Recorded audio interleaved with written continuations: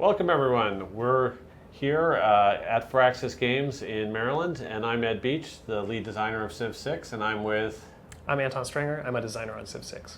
And we're here to go through the video that was shown last week at the E3 convention, where we ran through about a 10-12 minute video that showed kind of a quick snippet of your path through a game of Civilization 6. Yeah, and we were going to have a moderator to help walk us through it today, but I think something happened to him on the way here. I don't know. Yeah, no moderator. You'll see in the video that our moderator normally is Sean Bean, Yeah. but somehow he Got lost in transit here. I don't know what happened. horrible tragedy. Yeah. So we'll have to do without Sean Bean today. So we're going to start out, and the beginning of our segment is going to be showing you a video that's sort of an homage to Civ, where it's been over the last 25 years. We're in the 25th anniversary year of the Civilization franchise, and so we feel like that's a great place to start out our Civ 6 live streams. Yeah, and a lot of memories for us looking back, too.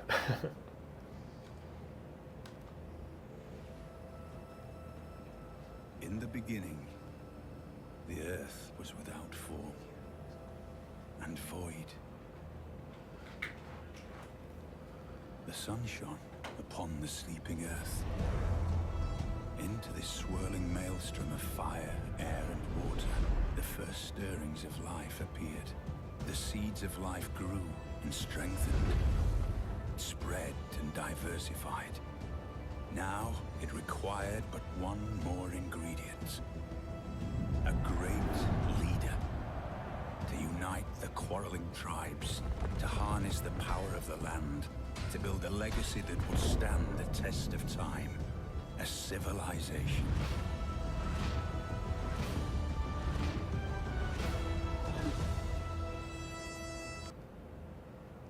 It's really cool to see all those images side by side.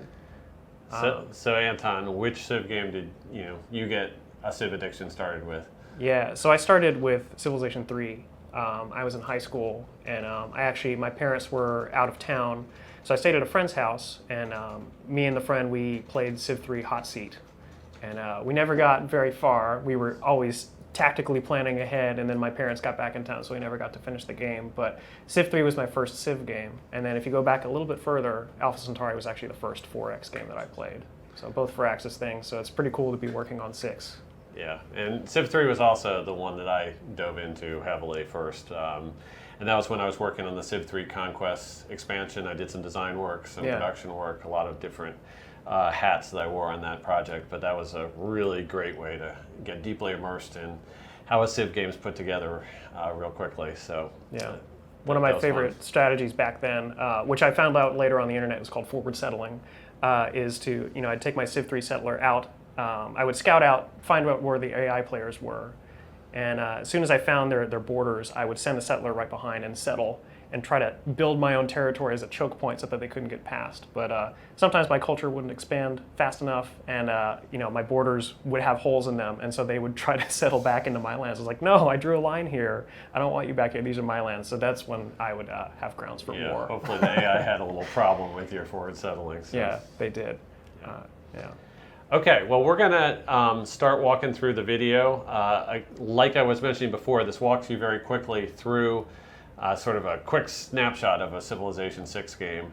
So we'll start in the beginning. You'll initially just have a settler like you always start out with. Right. And we'll see the first city develop and then move on from there. Cool, let's go. And so it falls upon you to fulfill our people's true destiny. Under your leadership, we shall surely prosper. From the seeds of this small settlement. Here's our starting city. We're playing as China here. Ed, what do you think of this start location? It's good because the mountains are going to help you with some adjacency bonuses. Definitely. And the river's going to help you with the housing. So I'd say it's solid. It doesn't have any luxury resources nearby. That's true. I think that's probably the weakness. Are those whales out in the Ocean? Looks like there's Or whales out there, yeah. Yeah, so might- maybe the whales are something that we're going to want to pull into our borders real quickly, so we have a luxury. Yeah, I definitely agree with the mountains. They're one of the things that I like to see most in my start locations in 6. And actually, right away, there's a pretty tough decision to make because there's some stone right there, which would be great for a quarry, and that would give us the masonry tech boost. But it's also a great spot for a campus or a holy site because you got those 2 mountains right there. Right, and I think we'll see later in the video that a holy site does get placed, and I don't think it's where either you or I would have put it. So Yeah. we'll talk about that a little bit. It does, yeah. Over our empire, our people await your So moving on. Now the first thing you're going to build is a builder. Yeah. And notice that the builders for China have 4 figures in the 3D model on screen, on map. And that's something that we've done with the builder unit is the number of figures in the unit represents how many charges it has. So you can select the unit, look down the user interface and see how many charges it is, but it's a really easy way to tell how many charges it is looking at the unit in the world. Yeah. So he'll build a couple improvements, and you can watch that like one of the builder units gets sacrificed each time a improvement is made. Down to 3. Yeah, there goes the first one. Yeah, this is one of my favorite examples of kind of art and gameplay just meshing really well together, where we have a gameplay concept that we need to communicate, and we do it in the user interface, but there's just a really elegant way to show it in the 3D world as well. Right, and so after he finishes the quarry here, we'll be down to just a single figure, and you can look at the builds item down the bottom right corner of the UI also shows that. Okay, so now we just got to our first boost in the game. We call them either Eurekas or Inspirations, depending upon whether they're in the science tree or the cultural tree. Yeah. And one thing that we wanted to mention, this has been out there on the internet, that we got rid of some technologies from the tech tree. And I must have taken half and put it in the culture tree, right? Well, we did, and even that has been a little bit misinterpreted because I think somewhere one of the interviewers that was talking to us heard that we were doing 50% of the technology or something like that and thought that we were losing 50% of the tech tree. Well, that's actually not the case at all. Yeah. There were about 80 technologies in the tech tree for Civ 5. We have slightly knocked down the number of technologies in the tech tree, but then we've added the whole culture tree on top of that. And we went ahead and did a little quick math before we came on air today, and it's actually 50% more progression nodes than we had in Civ 5. So I think that's a good example of how this game has sort of created a very deep experience. There are lots of areas where that kind of change is evident, and just the amount of different decisions you have to make as you progress through the game is a good example of that. Yeah, and all of these technologies and civics have their own boost requirements, which is really cool. And some of them, a lot of them are very, map dependent. So it'll, for here, for example, we had stone in our starting city, so bam, that's masonry right away. But we didn't settle on the coast. If we had, we would have gotten the tech boost for sailing, but that's something that we're not going to get, at least not yet. And the civics have their boosts as well, and sometimes a boost in one tree will come from something in the other tree. So it's kind of advantageous to not let one fall too far behind. Right, and it was only one tile away, the coast. Yeah. So it probably would have been a reasonably good idea to slide the city down towards the coast, but you have to remember that when you're next to the water there, you end up losing some of the tiles in your 3-ring radius of your city to being all water tiles. And so ultimately the total size and number of districts your city can sustain is a little bit hampered by being on the coast. So it's an early game trade-off between getting that tech boost and not. Now this map here, there's that island above us, and I actually have never seen what's on that island because we keep running this video and it's always in the fog like that, and no one has ever shown me what's on there. But if there were some juicy resources up there, then I would have said settling on the coast. Reach your culture and reaching your culture over onto onto that island might have been the right way to go. Yeah, so that's a real bummer, Ed, because now our capital is never going to be able to build ships, right? Like now this is now an inland city. Wrong. Okay. Yeah, and this is information that has gotten out, but I don't think it's been talked about as much as it could be because it's very, very cool. Because ships can now be built either in the city center or in the harbor district. We couldn't build ships right away from our current start position. Right. But once we get to the point where we have, I think it's celestial navigation is the tech that allows you to start putting in harbor districts. Right. So once you have that technology, then you can drop a harbor down because it would be within 3 of the city center, and boom, the city that's upriver a little bit can actually have a port and start producing ships. And that's just a really cool, fun change that we take advantage of often when we're playing the game. It's a nice way to, especially once you have more map knowledge later in the game, you're like, oh, actually, I should start cranking out some ships. Increasing our insight in construction. Our builders' efforts are not in vain. Beyond developing Okay, let's stop right here. And you can see down the bottom in the panel that's partially hidden with the city details that we have a bunch of stats on the city. And just real quickly to note that there is a housing capacity of the city. Right. It has gone up from 6 that it was initially to 7.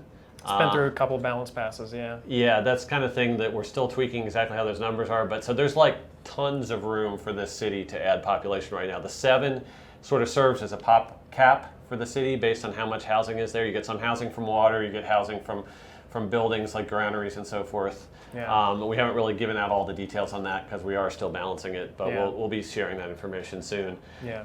But what happens is as your population number starts to approach that housing cap, you start to slow down in your rate. Eventually, you can kind of creep past the housing cap a little bit, but that's going to ultimately shut down the growth of your city. So you'll have to keep providing housing places for people to live. Right. And then you can't see it at all the way we have the game paused right now. There we go. All right. Above housing capacity, you can see amenities. Right. And that's where we're measuring the local happiness of the city, where we're looking at how much are we providing in terms of luxury resources and other things that are going to make our people feel special. Our entertainment cool, complex entertainment, those kind of things. And the greater the population of the city, the more amenities you need. So that's going to be a measure of whether you're supplying an adequate number or not, and that's going to affect the overall performance of your cities in pretty much every area. Yeah, the way I think about it is like, growing your cities isn't just about having a lot of food and farms and stuff. It's this sort of triad of food and housing and keeping your people happy. Yeah. We may now make improvements to the next city up, itself. I believe we're going to get.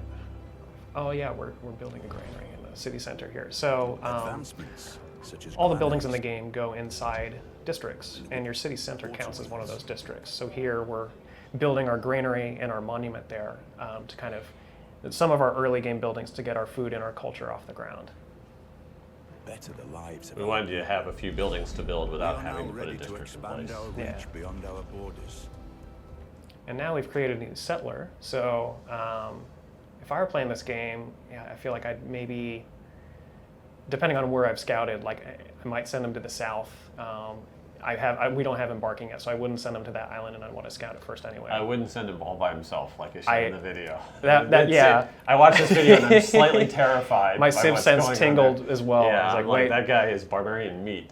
Yeah, that donkey's not going to be able to defend himself very well. Right. So, but we'll see what happens. You'll see as the video goes along that it's representative of actual Civ gameplay, but it's not really spot on, because we have to progress through the eras. We have to kind of telescope this thing forward. So there are shortcuts taken, like not escorting the settler, that you'll notice.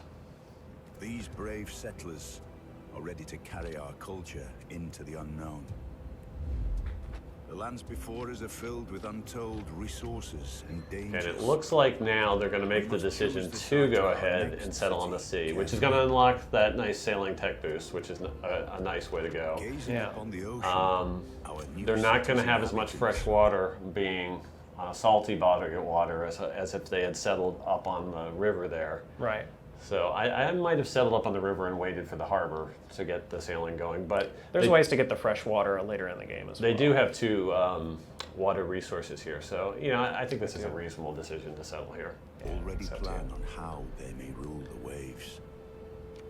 However, And just like in previous civs, you know, it's not your capital city, it's a city that just got off the ground. So it's going to have some trouble. You know, it's not going to be able to produce as well as your first city right away. So what we do in this game, which is something I often find myself doing too, is to make a trader and send the trader out to go kind of get some help from our more established cities. Right. And he's going to bring back food and production, which are like the two basic things your early city needs. So, exactly. So the building of the trader here is absolutely the right way to go. These traders allow us to connect. And the other cool thing the traders do is exchanging resources we'll see in just a between our second. cities brings with it great advances. Yeah, so as you notice, when the trade routes go between cities, they create a road as they move.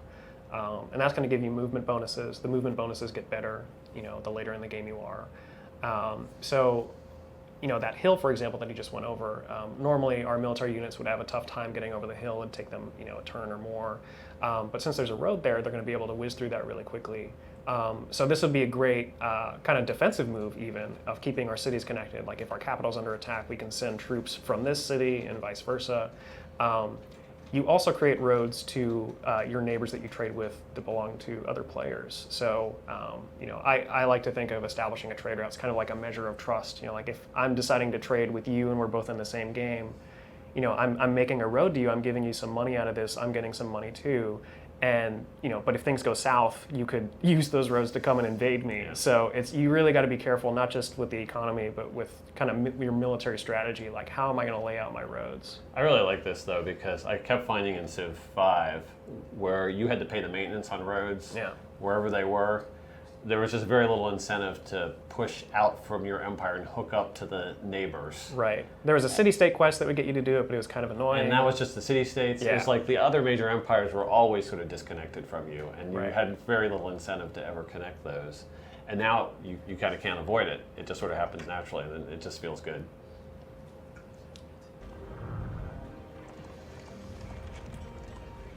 Okay, so I think the next big thing that's going to happen is that we're going to grow our city to the point where it has a couple extra tiles, and so we have a couple more technologies, so we can put our first district in place. And the first one they're going to choose is the Holy Site, and we're going to see here in a second what the user interface looks like when you're placing a Holy Site. And we'll pause here, and you can see all the little blue sort of lozenge shape UI elements are showing you what the faith bonus would be for placing this district in each of these tiles. Right. And there are a bunch that are +2. For instance, the desert tile up in the very upper right corner is a +2 bonus, and that would probably, you know, sort of be my number one choice in a lot of cases, because desert tiles don't give you any yields normally. Right. And if you can cover them up with a district, that's sort of a great way to go with them. But we actually have another plan with that tile. They're competing interests here. The Pyramid's Wonder that we want to build has to be built on a desert tile. So, and you notice there is another desert up there, but that's 4 tiles away from our city center. It's going to be really hard to get. Yeah. So we'd have to build a whole other city to get up to that. So if we want the pyramids, we have to leave that +2 in the upper corner free for the pyramids.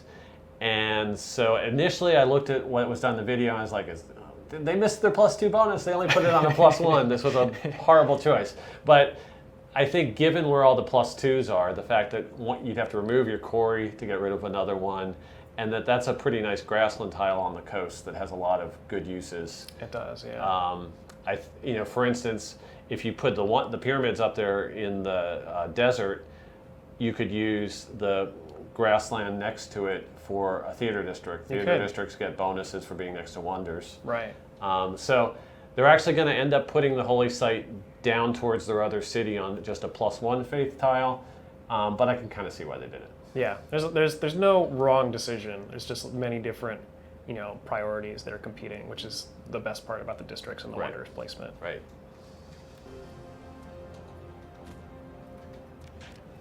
Each with its own focus and distinct advantages. Okay, so here goes our shrine. You can see it flip from the constructed state to the completed state.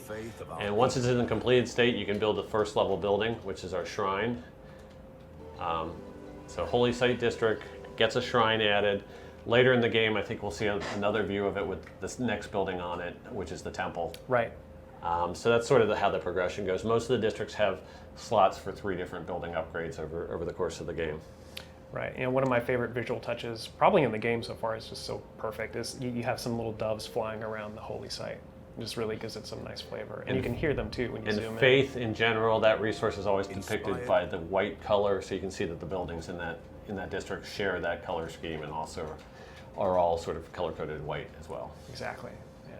To create true I think next up is our pyramids here. Yep, and we've sort of queued up exactly why they're built there.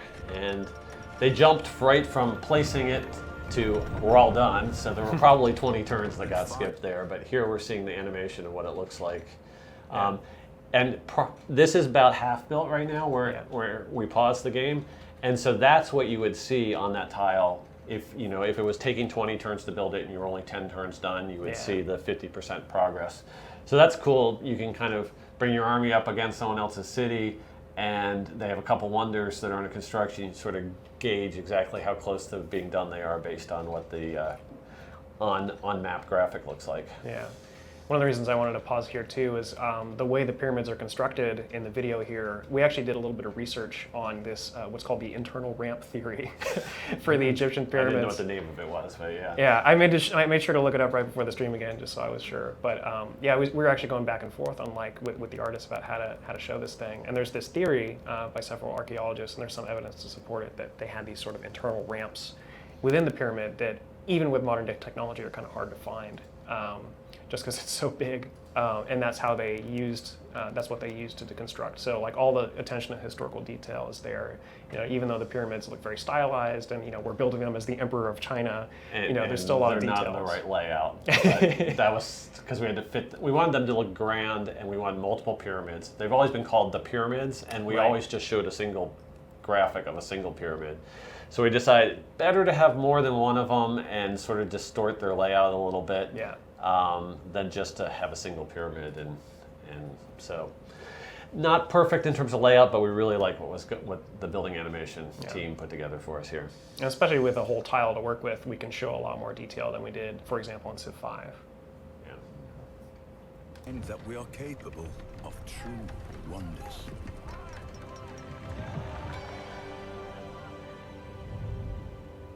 But our cities do not always need to follow the Okay, same so path. now the video is going to start talking about there's some dangerous The other focus is other on more pragmatic concerns. peoples inhabiting our world with us, and we might have to protect ourselves, so we're going to put down our second district. Although actually there is a third district. You can see Harbor District attached to our city there already. So, but the second district they show being built is the Encampment. The Encampment is really cool because you really have to decide where you're going to put it in order to defend your city. Yeah. What do you think of the choice of where they put the encampment here? I actually like it. Kind of like for the same reasons that I liked the road from earlier. It takes up a nice space in between your two cities. So, it might be able to help even if your capital is under attack far away. Your encampment here is going to be able to be part of that battle. So it's kind of covering more ground. Right, and the reason Anton's talking about that is because once you get range strikes by building walls around your city, your encampment also gets range strikes as well. Right. So not only does your city affect everything within 2 tiles, but your encampment can put a hit on any invaders that are within 2 tiles of it. Mm-hmm. So I think you're right, it's good. Normally what I love is like in our first city, half of it was walled off by mountains, and that side was protected. So if I was building an encampment from that first city, I would put it on the other side where the mountains aren't protecting it, and then we sort of have mountains on one side and an encampment on the other. And it becomes a fortress. Really nicely fortified. Yeah. But building the encampment off this city, and that decision, usually you're going to have to make decisions like that as to which city's going to get which district, just because of the population limits that we have on districts. Right, you're not going to be able to build everything in every city. This city that's size 6 can only have 2 districts. It can have the harbor and the encampment. Mm-hmm. So probably, there are other things that need to go into the capital, and so the encampment, even though it might have provided a better fortress type of capability around the capital, this is probably just as good a place to have it anyways. Yeah. Creation of this district allows for the greater protection of our people. So we can see that's the basic encampment without any buildings. Then we add the barracks, provide and they just much sort of needed instant. combat Well, advantage. I guess here the barracks under construction and then finished. Okay. And we're going to see a raiding party Always come with in. those who wish to These are some barbarian warriors. Yeah. We'll see some different barbarians in a second. And we'll talk a little bit about There's a lot how of the fun stuff. barbarians are put together in Civ 6. destroy all we have accomplished. Barbarian forces continually prey upon our lands. Thankfully, we are now prepared.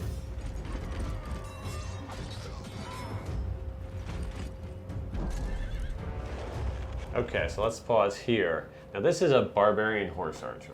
Yes, it is. We did not have barbarian horse archers in Civ 5. No, we didn't. And these guys are pretty obnoxious because they can do the whole move and shoot on you and kind of whittle you away from afar.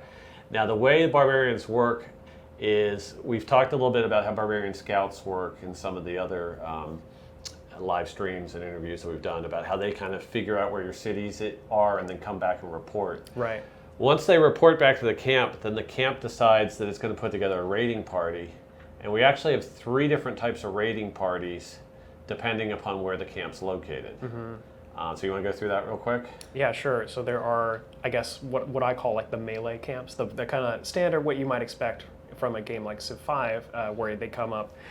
They have melee ground units that are going to attack you. There are other camps that are kind of cavalry camps, and they will have horse archers and other things. So you might not, be dealing with the same barbarian threat every time. And the third type of camp is the Naval Camp.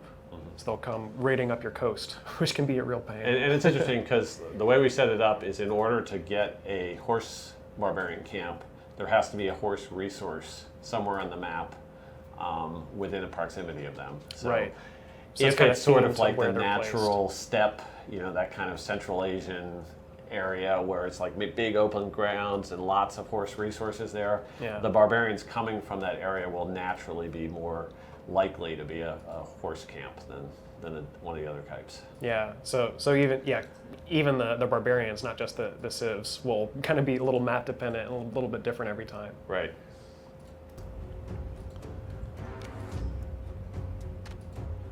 Our warriors are well trained, but this is just a Horse archers, though frightening, are not very good in melee, and especially not against pikemen. Pause right here. This is one thing that was done sort of for artistic effect to put this video together in time for E3 was they did cheat on the promotions a little bit. I noticed that. So if you look at the pikeman there, he has a little 7 on his sort of promotion flag that's He's attached to his really unit good. flag. He's like the Sean Bean of... He is the Sean Bean of yes. pikemen, because you can't even get 7 promotions in the game. Yeah. You can with our debug tools, which is obviously how this was done. So if you're wondering why he's wasting these barbarians in one shot, that's probably part of why. it. Yeah. the enemy at its source.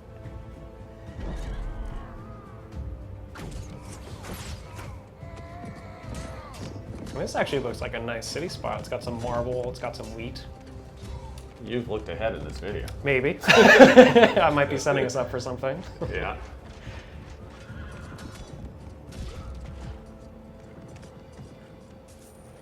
Victory. Also, it's right along the river, so we can get our housing that way. No, it's a very good site.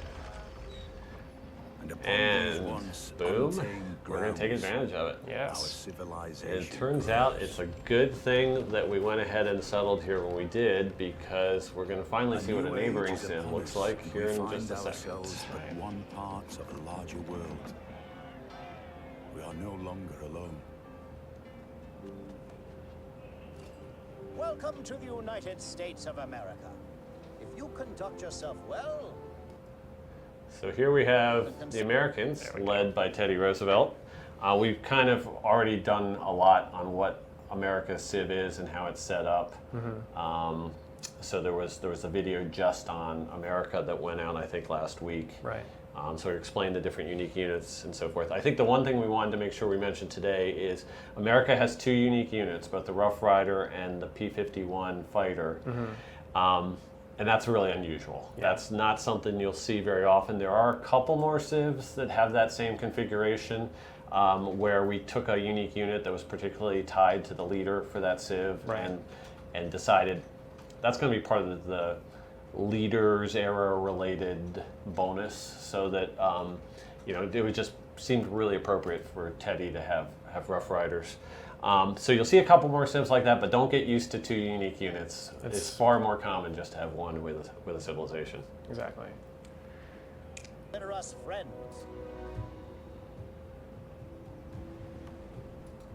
This new world. So there's the city of presents us Washington. with He new even has a Washington possibilities. monument in there. Yeah. And actually, if people want to look for this carefully, there's a different design for the American palace. It's like a special. All the palaces have a lot of character. We actually have quite a few different configurations for what the graphics are for the palace. So Yeah. people might want to study that a little bit. Our art and our graphics team have done a great job, as is important with us in all the Civ games up until now as well, in making different cultural variations and making special exceptions to make certain civs feel really right. Right, and the biggest thing that we've done in that with Civ 6 is all the different variations for the different units. The swordsmen that have 5 different types of weaponry or costumes, and throughout a bunch of our units, you'll see that based on what Civ you're playing. All right, here's our main Diplo screen. We haven't talked about that a lot. I think we're going to dive into it a little bit later, a couple weeks from now, but one thing we did want to point out is we have mentioned the gossip system, Right. which is how you get a lot of information from the world. Now, rather than just notifications coming haphazardly at you from the world, you have to actually generate those and get those to come to you because you have sent agents out in the world to find out information. So it's not shown in the video what happens when you click on send delegation, but we wanted to kind of point out that that's how you get that whole game started, where you start to pull in information. Right now, the access level on the Americans is none. We're getting no real information about them at all. Right. Send the delegation, though, it'll go to limited, and there are 4 levels up from that. And so that's how you find out a lot about the what's happening in a Civ 6 world. And what's really cool about it is once you have enough of a presence out there and enough diplomatic visibility on different civs, the game just sort of comes alive, because there's a lot of things that you might not have noticed playing a previous Civ title that happened in the game world, and now you're actually getting reports about them, and it's kind of fun. Yeah, I've gotten some gossip when playing before, and say like, oh, Teddy's just built a shrine or something. I'm like, oh, is Teddy going for religion? Maybe I shouldn't go for religion. There's a lot of really interesting moments where you're like, okay, you get a little peek into what they're thinking. Right, and when you get the higher levels of gossip, there's a lot of things that will really actually change the way you're playing the game. If you find that he's starting to wonder, if you know he has a settler that he's about to send out to find a city location, you're like, oh my goodness, he could be grabbing the city location I want next to that river or next to that natural wonder or something. Let me buy a settler now. Yeah, I'm gonna rush buy a settler and get him over there, and so. It's cool to have those types of intel reports really changing the way you're going to play through a game. Our neighbors have access to resources we desperately need. A trade agreement here benefits both our people. As our relationships and resources grow, so too must our Now this own is one of my leadership. favorite parts of the We may video, now enact just new because, policy. well, let's talk about the civics first, and then I'll get to my favorite part of the all right. video. To further steer the growth of our civilization. But yeah, why don't you pause here, and we can actually spend just a couple minutes dissecting some of these policies. This is probably the end of the ancient era, and with pikemen and the knights that we had earlier, I think it's probably like medieval times, maybe. right, because you're right, we have retainers. That's a medieval We got a couple policy. of the later policies. Right. So we got a sampling of different policies here from the first couple eras of the game. Which of those jump out at you as the ones that have been your favorites in all the playtesting we've done? Yeah. So like 2 of the first policies, I focus a lot on the economic policies. That's kind of more my play style. So the economic policy is one of the tough choices early on. Is like, do I want God King for 1 faith and 1 gold in the capital, or do I want urban planning for 1 production in every city? And I often find that even if I'm only have 1 city so far, I'll go for the urban planning just to get some buildings going. But if I situationally, God King can be very useful. Like especially if I don't have a great spot for a holy site, I don't have a lot of adjacency bonuses, but I want to play the religion game. I can pick God King, and I'll be working towards that pantheon really early. Right. So those are some of the I things for me. use both of them as well. Yeah. Urban planning remains useful way later in the game than I thought it was, because just that +1 production in all cities, as you're trying to get second and third cities online, having an extra point of production is actually bigger than you think it is. So Yeah. I find that I use that more than I expected to. But God King can be really important.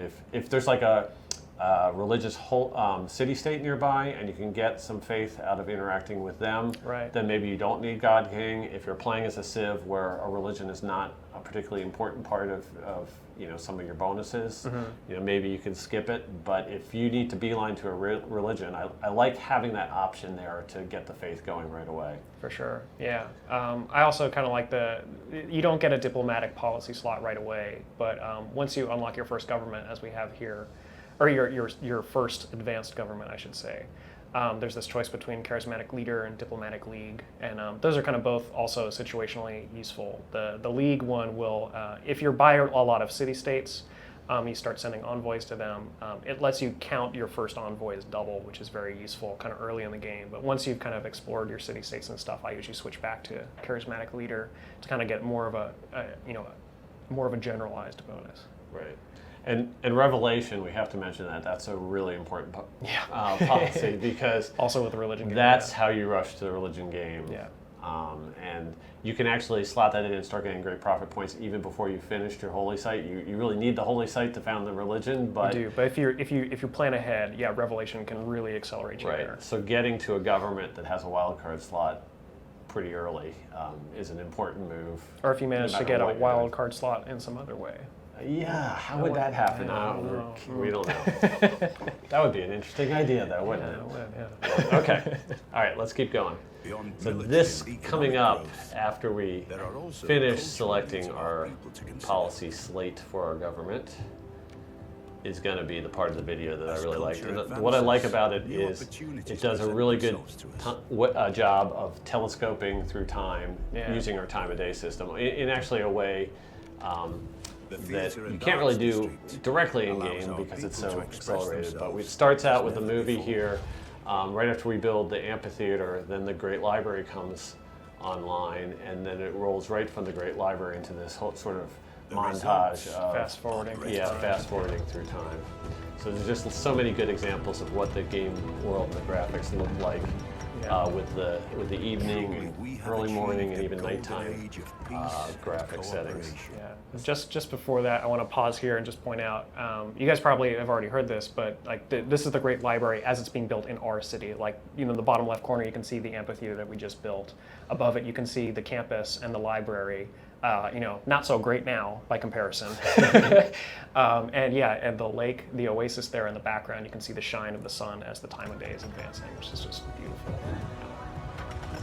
And the Great Library is still really important if you're playing the technology game, but we did consider that the Great Library is something that was more of a cultural decision rather than a technological one. So you unlock the Great Library by the civics tree. Right. And that's if you don't have that culture science balance going, there are going to be opportunities you've lost. I like to try for the culture science balance, unless certain civs I play with, I'll skew one way or another. But in general, it's sort of the most comfortable to play with a good balance of both. Mm-hmm. So now we're in the industrial age. Our cities are beginning to change dramatically. We still have our districts from earlier, but we have a couple more improvements and things coming online. So in this shot here, to the left of the city center, you can see there's a lumber mill. And then to the northwest of that, we have our fort. We've discovered another civilization up there, so we are kind of like taking defensive measures. You'll notice right next to the fort, Cleopatra there has placed her encampment. So this is like, our encampment was a little more conservative, covering 2 cities. This is a very aggressive encampment placement. And sometimes I will do this because it's fun. Like, you basically, my enemy's that way? Let me put an encampment right next to them. On the border. Yeah, so that's another valid choice. And then to the right of our city center is our entertainment complex, which is going to help with those amenities and keeping our people happy. Yep. Now, more than ever, we must make the most of what land and resources. And they're putting an industrial zone down here. There's only a +1 adjacency bonus to that, and that's because they're on a natural resources that have been revealed right there. Right. I think actually later in the video it reveals them there. It's sort of like the video is a little bit jumping ahead and has some forethought or something about how It's almost how like it knows what's going to happen. Yeah, Sean Bean is a great advisor. Yeah, he just can see it all. He's consulted the Oracle. He has. and found out where the strategic resources are going to go. So Yeah. you'll see some oil and coal pop up around the city. Sort of movie magic here. Industrial district is key to maximizing our production capabilities. But these mechanical marvels require The new workshop sources and the of power. factory are the first two Fuel buildings to is go now into as the industrial valuable as zone. food in this industrial age. Just starting to build some oil wells While on we our are kind of fortunate, outskirt neighborhoods other there. civilizations are We not. haven't done anything extra to They protect view our ourselves from our prosperity neighbor, have we? No, we got the fort there, but we got nobody in it. Uh-oh. Yeah. It It might have been the lack of military units that had pushed her over the edge here. Yeah, that's her agenda. She likes to be buddy-buddy with those strong military players. Yeah. And it looks like we just have a single musketman on the border there. She's going to have several musketmen and cavalry all coming at us here. So we're pretty in trouble in this particular moment. Our juicy cultural buildings and the holy site there, the commercial hub beneath that, they're just all going to get pillaged. We're just in trouble. And then we have another industrial zone up here that's not in good shape either. Still, The pyramids are safe though. They kind of got tucked away back there far enough. not Now, just somewhere outside outside this video, we had an army tucked away. I don't know whether they were fighting in foreign lands or just we decided to put them all facing towards Teddy Roosevelt Yeah. and had forgotten about this side of our empire. So you'll see here in the empire that we come sweeping back in with a pretty good force. They were having a parade with the American Army over in Washington there. That was probably it. So here, our earlier encampment placement is turning out to be very beneficial. Sean Bean got it as well. And we got some infantry units, which are higher tech. So they're going to be able to clean up these musketmen pretty well, as are the giant tanks. And just like we were talking about before about how you could build naval units right out there onto your harbor, that was an example of how military units in a city that has an encampment get immediately built on the encampment. So you sort of have this like built-in muster point outside your city for your army to organize around. Right. But in this case, that's really helpful because since the encampment was between our two cities, it let us create new troops that would gain experience very quickly because they were built in an encampment, and they'd be available to defend either one of the cities quickly. Yeah, they could mobilize very quickly to the front line. So now we've put down that first invasion wave, and we're going on the offensive. So this is her capital of Giza. Must be She's got a absolute. fort there and some farms. But we have our battleship off the coast there. We have our bombers destroying the fort, destroying the farms. And there's our artillery unit. some And notice tanks that with a flank. strategic bombing of specific tiles is certainly possible here.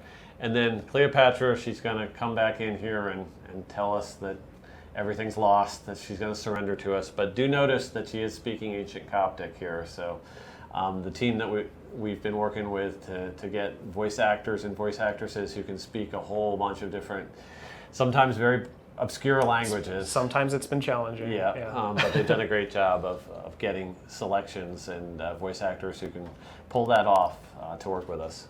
Yeah, and Cleopatra is one of my favorite leaders for the performance that she gives. She's just so distraught, and the reference to the asps is really funny for history buffs. Yeah, if you don't know what that means, go ahead and look it up. It's a really good story. And grows more powerful. So now we're kind of back at peace and trying to get back to business as usual, repairing all our districts and pillage tile improvements. As our people advance, we realize that our future may hold more possibilities. So, it's like off the coast, we have our harbor district. We've got roads crisscrossing everywhere. Our pyramids back there, all the spots that we were thinking, oh, that might make a good holy site. They've been filled in by plenty of other things. So all of our space is used. We, made a lot of really tough calls about like, okay, well, should I use this tile for this tile for that? Than combat. And I think we've shown pretty much all the different district types just in this one video. We've mentioned that there are 12 district types, just for fans to have fun trying to put together that list. It's 12 district types, not including the city center. Right. So there actually are 13 district types if you count the city center. Right. So I've seen some lists out there. Civ-Fanatics has done a great job of collecting information, but it could be tweaked up a little bit. I think I haven't seen a list with all 13 district types in it. Yeah, there's some even in this shot that I don't think we've talked too much in detail about. Right. Yet, so. Right. So we certainly haven't given all the how it works kind of information. So what's coming up here is one of my favorite it's a very Civ 6 moment for me. We've decided to build the Eiffel Tower, and we've got 2 spots for it, both of which would destroy farms that have been there for generations. So we've got to make a call here. I was like, well, this has been farmland, it served us very well, but it's next to the city center, we're bustling, we're industrial. It's time for the farm to go, and it's time for the Eiffel Tower to be raised. Right. And we make sure that you can get food to your late game cities, but yeah, there are plenty you of don't other need ways. as many tiles of farmland late in the game as you do early. Achieve greatness.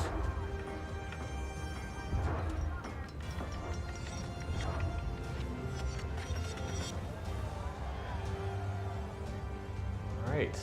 Well, we are pretty close to being wrapped up on winning our victory here. We just have to choose what final victory strategy we're going to use. Yeah. And I think in this game we're doing real well on science, so we're going to go for the space race victory. Yeah. So In the this Spaceport new district is, age, I think, the last district you truly unlock, surpass and it's specifically for the space victory. I think you took out some more farmland there, didn't you? We did, yeah. The farmland's got to go. We're going to space. Probably don't need your city to grow too much more anyways. Just need to kind of keep it in stasis. Make Yeah. sure that it's not starving. Make sure it's supporting our victory Next push. chapter Yeah. of our destiny.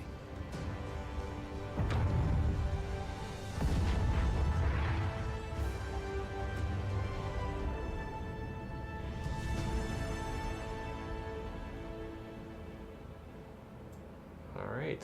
So we have until October.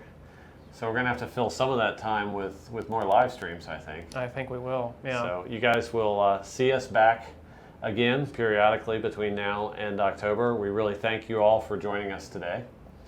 We'll have to figure out what happened to our narrator and maybe get a narrator back for next time, or at least a moderator. Right, yeah.